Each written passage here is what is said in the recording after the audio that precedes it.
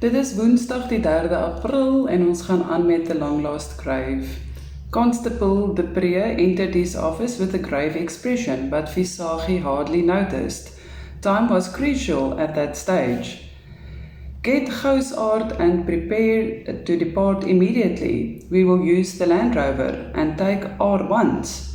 Remember flashlights and foul gear because it's raining. Foul weather gear because it's raining. For a brief spell of time, Depree gaped at him. He had expected a serious reprimand, but instead found a strangely excited sergeant. He shut his mouth quickly under the sergeant's exasperated look and clumsily fumbled for his notebook. Minutes later, he left to execute his numerous instructions in the shortest possible time. Mike Verwysing made 2 phone calls. The first was to the manager of Volkskas Bank in Port Elizabeth and the second to Peter Crawford. "I'm coming out now," he told the astonished forester. The Land Rover stood idling outside and he hurried down the steps to the passenger's side. "Drive," he told Depree as he jerked the door shut. It was raining as they drove off. They drove as fast as the Land Rover and the wet road allowed them. Close to an hour later, they pulled up in front of the forester's house at the Paul Sauer Bridge. Peter Crawford was waiting on the stoep. "Why, Sergeant, what's the hurry?" he asked as they gripped hands. "That damn Rob must be crazy to go out in weather like this. Where is he?" Verwysing grumbled, shivering, wringing his hands together for warmth. "He came here earlier on, discussed his plans with me. He sounded worried and uneasy. Guess that's why he decided to go forth immediately. Maybe he thought the weather might help or provide some cover." Verwysing grunted. "Well, it didn't. And that's why we are here now, instead of tomorrow morning." Peter looked puzzled and the policeman explained. "It looks as if those bastards from the Cape know too, and they will probably follow Rob and the others. My guess is that there's going to be trouble, so here we are." Apprehension and alarm showed on Peter's face. "Hell," he muttered. "That is exactly what Rob feared. He most probably won't even know that they are being followed. Come, let me show you on the map." And he quickly led Verwysing into the house. A map was already spread on the kitchen table. "Look here, about 200 meters off the bridge." Peter traced with a pointed finger. "Is the turn off south. Not much of a road though. Only a faint twin-track road, and it curves gently through the forest and ends here, a cul-de-sac. From there, it's about 100 meters straight south to the footpath from the suspension bridge here." Rob said it isn't far from there, but he didn't give details. "All I know is that he wants the pickup tomorrow morning at the cul-de-sac." Verwysing studied the map thoughtfully for a moment. "I have talked to the bank. Their people and vans will be here at 9 tomorrow. Can you bring them there?" "Certainly," Peter gave a dry chuckle. "I would like to see it for myself, but what are you going to do?" "There is going to be trouble," Verwysing told him grimly, "and I must try to prevent it. So we will go out there now and try to find them. It might be difficult in the rain. We will find them. Good luck. I will be at the radio if you need me," Peter Crawford told him as they stepped outside into the now pouring rain. "Meanwhile, I will try to warn Rob on the radio, but in this weather," he shook his head doubtfully. They found the obscure off-marked turn-off without difficulty, but the twisting 2-track dirt road was in a rather poor condition with muddy streamlets of water rushing along the tracks. It was dark and gloomy in the dense forest, and Depree had to use the headlights although they weren't very effective in the falling rain. He anxiously peered through the windscreen, anticipating the bad road as they skid over the beaten, muddy surface. And they weren't making very good time either. "Shoo, Sarge!" Gousaard blurted later, unable to contain himself any longer. This is dreadful weather to drive on an awful road like this, and Verwysing couldn't agree more. How long it took them they didn't know, but then they burst into a clearing. The Pree braked to a skidding halt. "The track stops here, Sarge." "Certainly looks like it." "Right, from here we go on foot." The forest was dripping wet. Large droplets fell from the leaves and branches above, dully plopping on their uniforms as they battled their way south. Within moments they were soaked, water sloshing in their boots, running into their eyes, which made it utterly miserable for them. But they plunged through the dense wet undergrowth towards the footpath. 100 meters, Crawford had said. Mike Verwysing thought wryly. It felt more like 100 miles. But unpredictable as forest terrain was, they stepped without warning through the edge and on the footpath. And beyond, most incredibly, the endless seas stretched with its multiple white horses. Away from the protection of the forest vegetation, the wind hit them with a stunning force, but there was no time to lose. Shivering in the numbing cold, they followed over the footpath and Verwysing flicked on his torch. In the mud they saw fresh tracks. Some of it was older and Verwysing knew his hunch had been correct. At least 2 groups had passed here, the last most probably Gordon Forbes and company, as well as the lieutenant. He studied the tracks again. No more than half an hour, maybe much less, he thought as he touched a print in the mud, filled with brownish water and traces of whitish foam. This track was really fresh. "They went that way, Sarge," the Pree pointed eastward. Sergeant Mike Verwysing looked at the younger man with a wry expression. "I can see that, Constable.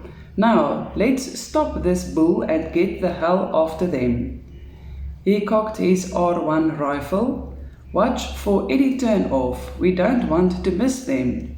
And he led them off at a brisk pace. Back at the Paul-Sauer Bridge, Forester Peter Crawford sat frowningly behind his radio set. Despite their previous arrangement and his many attempts, he was unable to reach Robert de Bois.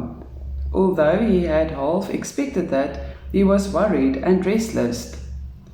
But he knew that he would stay behind the set throughout the night, just in case something did come through. And the police were also out there. The door of his study opened silently. "Anything yet?" Anne asked softly as she came up behind him and pushed a mug of warm cacao in his hands. "No, nothing, but I will keep trying. One never knows. Communication is very unpredictable in this weather." She slipped her arm around his neck. "I will keep you company." "Oh, and I would like that," he grinned gratefully. Outside, the fury of wind and rain continued. Chapter 12. They followed the footpath east along the coast until they reached the large rock outcrop which Rob had earlier identified on the map.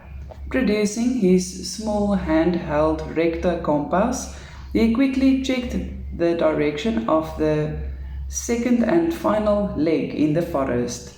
It was also the shortest possible route to the treasure area, which 100 years ago had been a slight depression and clearing in the forest.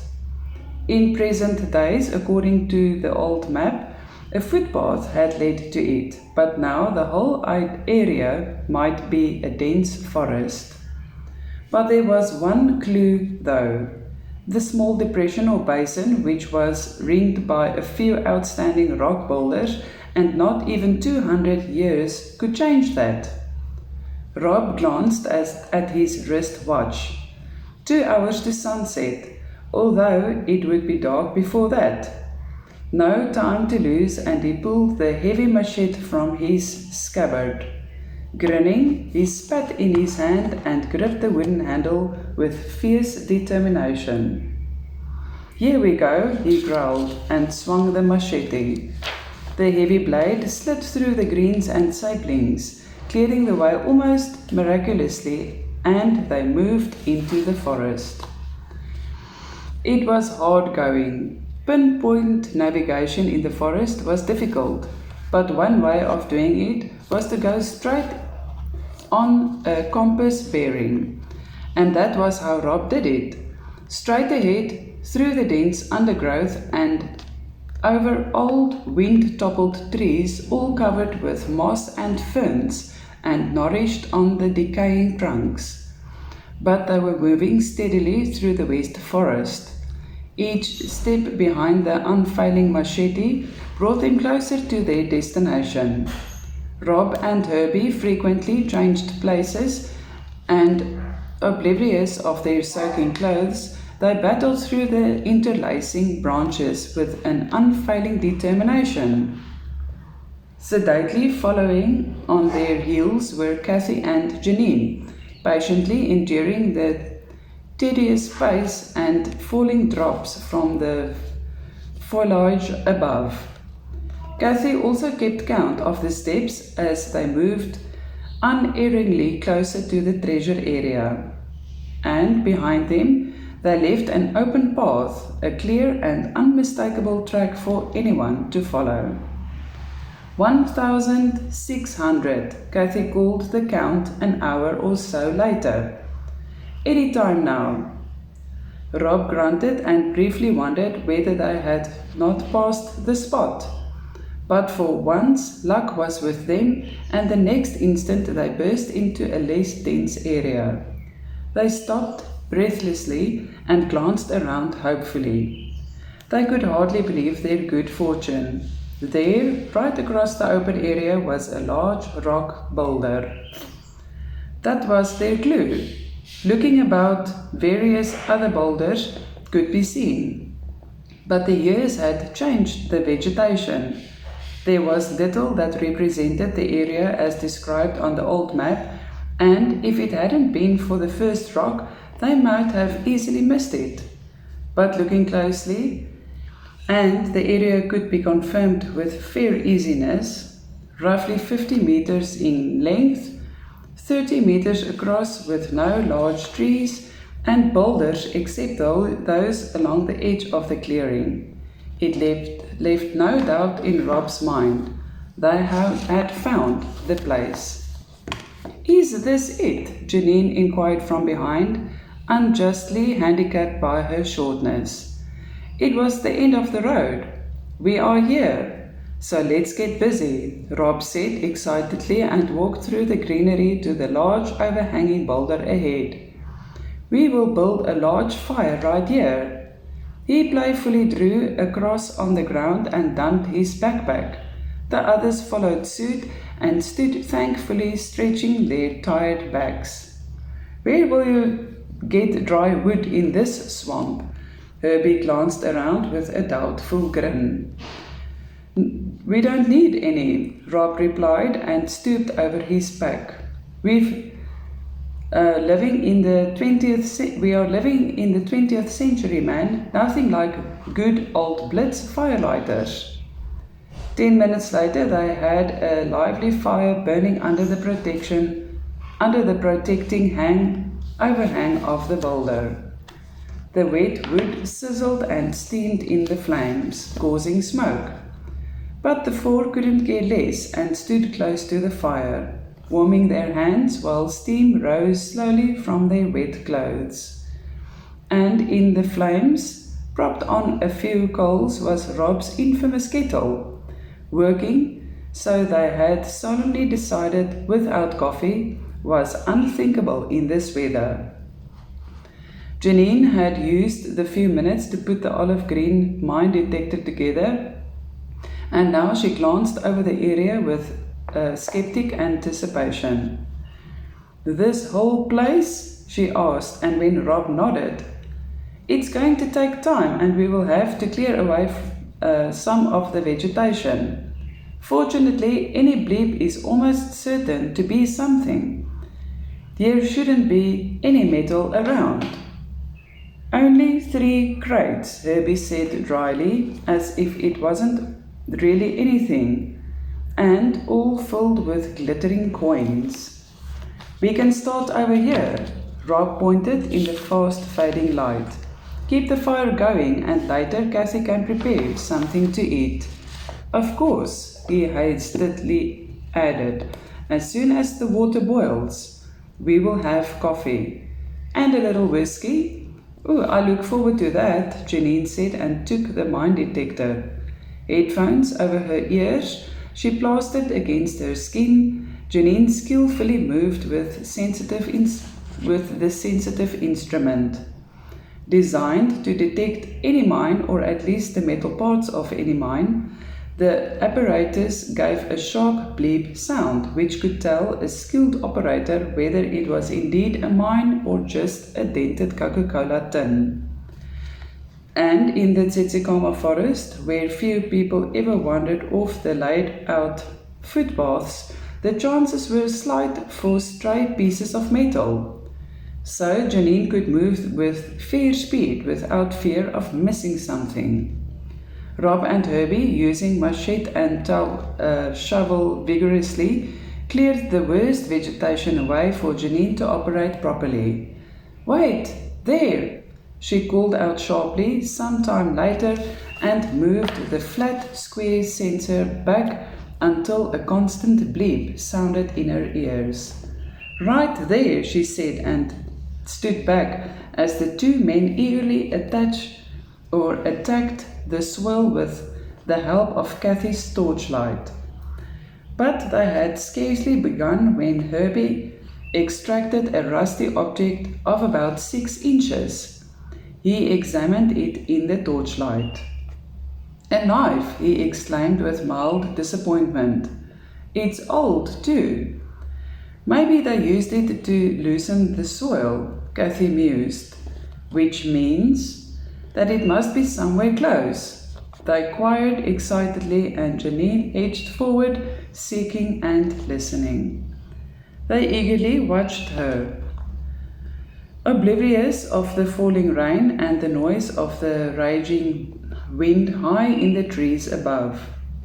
Their hair were dripping wet against their wet skins, their clothes drenched despite the ponchos, but they couldn't care. The moment of real discovery was near. They waited with breathless excitement. Janine moved around with care, swinging the sensitive apparatus back and forth over the dark soil, keenly listening for the awaited bleep. The headphones crackled and hissed meaningless in her ears. Her heart leaped. There it was, a soft humming bleep beginning, growing. She moved the sensor head to the right. The bleeping stopped. Back again. There she had it again. More to the left. The bleep increased. And then the high-pitched bleep sounded strong and unmistakably in her ears, numbing her for a breathtaking moment. "There!" she croaked. "There! Right there!" She stood back wide-eyed as the 2 men furiously went to work. In a few quick jabs, Rob had loosened the surface soil, and Herbie scooped away spades full of soil. For various minutes they dug while the 2 women stood watching anxiously. No one talked, as all eyes were on the deepening hole. A hollow clang rang out, and Rob froze with the machete half buried in the ground. He cautiously tapped again, and there was no mistake. There was something. He worked the blade through the earth for a further moment or two. "Clear it out!" His voice was crisp. Herbie cleared the loose earth away. The torchlight trembled in Cathy's hands, but the beam was unerringly, and in the light they saw it becoming visible. Gleaming dully in the torchlight was a brass-plated grate. Awed, they stared at it, and with wildly thumping hearts they knew that they had reached the end of the search. "Let's lift it out," Rob said then. "We can open it at the fire." And the two brothers carefully lifted the heavy brass-plated grate. Heaving and panting with effort and excitement, they carried it to the fireside. "Well, what are you waiting for?" Rob asked in the tense silence that followed. Using the machete, he assaulted the rusted lock. It came away easily, and Rob inserted the thick blade cautiously under the lid, easing it open. With a sharp squeak of the brass hinges, the lid lifted and dropped over and open. A sharp hiss of indrawn breaths sounded as one. Wonder-struck they stared, too awed to speak or breathe. Not even in their wildest imagination could they have visualized it. In the flickering firelight and shaky beam of Cathy's torch were hundreds of gloriously shining gold coins. Sparkling and without a speck, the coins filled the 2 feet by 1 feet case halfway to the top. A vast fortune, unimaginable in their minds. "Lord," Herbie breathed at last and gingerly reached out, scooping a handful of the large, heavy coins. "We have done it! We've got the treasure!" And then they were all laughing, hugging, and kissing each other congratulatory. Wildly, in some crazy stupor, they danced around the sparkling treasure and burning fire, shouting and cheering until some 5 minutes later they dropped breathless to their knees beside the fire. Mugs were passed around. Rob sloshed a heavy dram of whiskey in each before Cathy came around with the kettle. And there, in the heat of the fire with steam rising from their wet clothes, they sat with flushed and grinning faces as they drank to their success. "I can hardly believe it," Cathy said later, and her eyes were shiny with wonder and excitement. "1 down, 2 to go." Herbie mused and then chuckled. "Are you folks wet?" They stared at each other in amazement and burst out laughing. "I haven't even noticed," he admitted. "Neither did I." "Me neither." And still chuckled, they scrambled to their feet to go digging for the remaining 2 cases. No one noticed the 5 pairs of eyes which followed their every move with interest. 7 bedraggled men had waited patiently in the miserable wetness, but not even the coldness and discomfort could damp their greedy enthusiasm or cool their thoughts and evil plans. Ashley Gordon Forbes shivered and licked the water from his upper lip.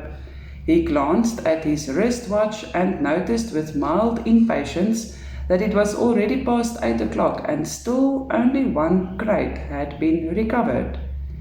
He secretly hoped that it would be over soon. By dawn the next day, the wrecker had to be well outside the South African territorial waters. With that gold, he could go anywhere in the world and live in wealth and luxury for the rest of his life. And Australia had always appealed to him. A nudge in his ribs made him peer over the bush in front. "Second crate," Klaus whispered urgently, and Ashley felt his heartbeat quicken. The crate was the same as the first, and with grim satisfaction he watched as it was placed beside the first and opened. The delightful squeals and laughter told him all he wanted to know. 2/3 of the treasure had been founded. There was 1 more to go. "Why don't we grab the show now?" Klaus Weber eagerly inquired. Ashley shook his head vehemently. No, he whispered back. Let them do the work first. Recover all three and then we'll hit them. I want that, and Ashley could sense the underlying and intense hate in his voice, the almost insane tone of it, and for the first time he felt a twinge of unease about Klaus, but shrugged it off. Klaus first had to help him get rid of them.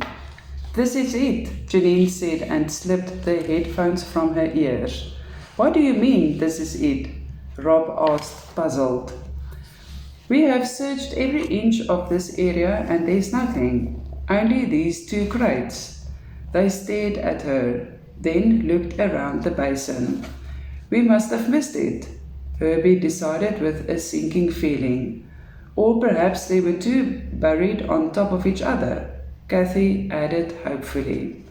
Rob grunted. It's possible, but he sounded far from certain. He looked at the three weary wet faces around him. It was a tiring search and it showed, but he knew that there was no stopping now. They had to continue until they found the third and last crate. We'll take a break, he decided. Coffee and whiskey to warm the guts, and then we'll try again. Check everywhere and the holes too. Much more subdued and quiet, and they squatted around the fire. Rob splashed the generous dram in each mug. For various minutes they sat sipping and scaling hot coffee with its strong whiskey. They were absently wondering about the third and last case. All of them? No. Herbie was watching the blonde girl beside him and was once more struck by her cuteness. He secretly wondered whether she had a boyfriend or not. His eyes fell on the mine detector between them and he absently reached out and lifted the headphones, fumbling with it to hide his undisguised interest in Janine. He heard a faint bleeping. Curiously, he listened for a moment or two. Hell, he muttered, and then, smiling at Janine, your ears must be ringing after listening to this for such a long time. She smiled. No, it only makes a noise when it detects something. Well, it's bleeping like hell now. What? Janine exclaimed, startled. Only then she realized she had never turned it off. Here, listen. He held out the headphones. She listened for a brief spell, her eyes automatically following the line to the detector head. Then she grabbed the headphones and slipped it on. The others watched in amazement as she leaped to her feet and swung the detector around. For seconds, she applied the apparatus, a faint smile slowly spreading over her face. She started laughing. They looked astonished. What? What? It is here! She laughed and slumped back to the ground. Why, we searched everywhere except under the fire. The third crate is right here, under the fire. Within minutes, the fire was shifted 5 paces away. Using the shovel, Herbie scraped and scooped the glooming coals to the new fire, while Rob vigorously added more firewood. And as the flames shot high and bright into the night sky, lighting up the area, they hastily dug the hot soil away until they reached the crate a feet or so down. The brass-plated case was hot due to the fire, but after a few attempts it stood side by side with the other two. The lid came off with equal ease, revealing the same glittering splendor, and filled them with awe. For there, right under their eyes and hands, was the entire fortune of the HMS Liberty. A vast treasure, so beautiful, so seducing, and so deadly. The same gold that had caused death and misery and war 200 years before, now so enchanting. Rob stood back satisfied and fumbled with clumsy fingers for the packet of Camel filters.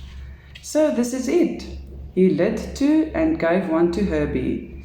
He inhaled the smoke with content as he watched the smiles of achievement on their faces. "We have found what we came for." There was great relief in his voice, and Cathy fondly touched his cheek, for she knew just how much the treasure had been troubling him. "The end of the line," she whispered significantly.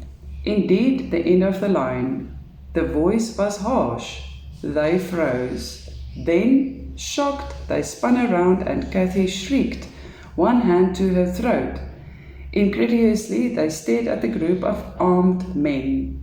Gordon Forbes stood with a sneer at the edge of the firelight, and the gleaming pistol in his fist pointed menacing at Rob Dubois. With him stood his gang, all armed with a rifle.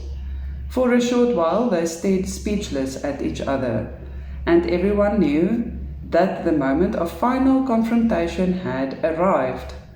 Rob Dubois felt cold and sick. His worst fears had come true. All his precautions were in vain, and he fleetingly thought of the radio on his hip.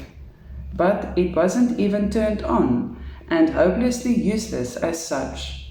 Sure, he thought with sullen despair, he was too damn careless. He should have kept a look out. He should have expected something like this.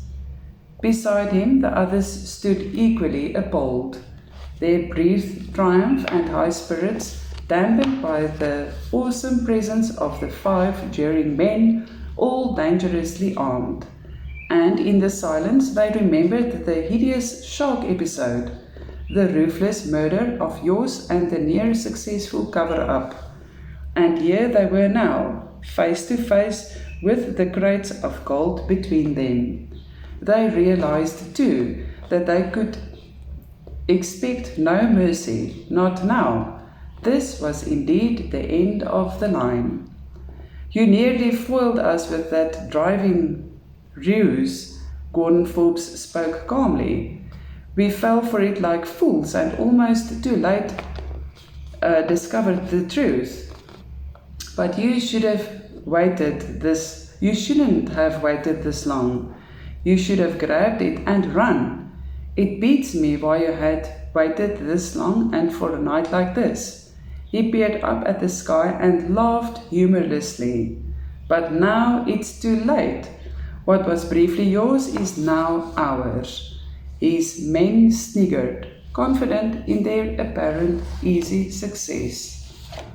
On Klaus Bieber's face was an insane, savage expression of hate as he glowered at Rob.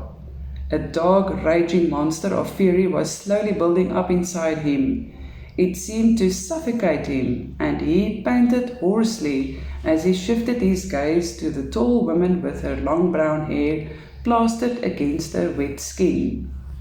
In his eyes was an animal lust for revenge, a craving to defile her. "What are you going to do with us?" Cathy asked tersely, but despite her bravado, Rob could detect the underlying tremor of fear.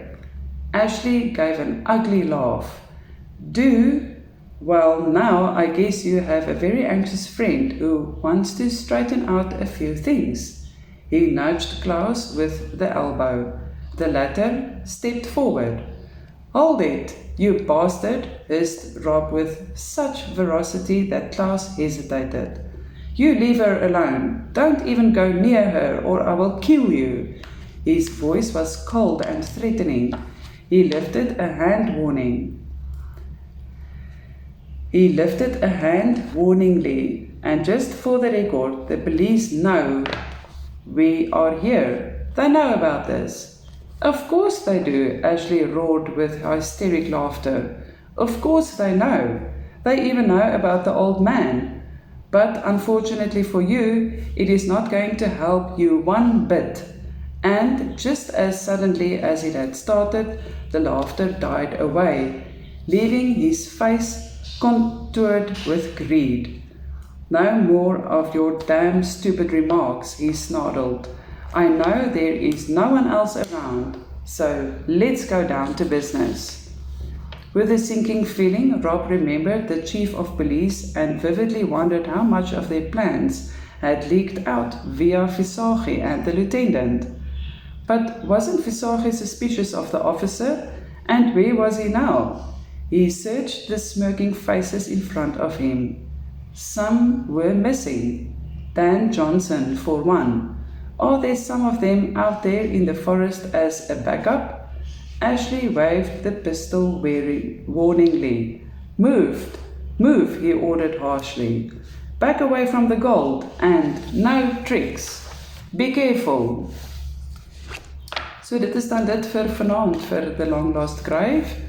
Ek sal die laaste deel sal seker in so 2 voorlesings wees voordat die boek dan nou voltooi is.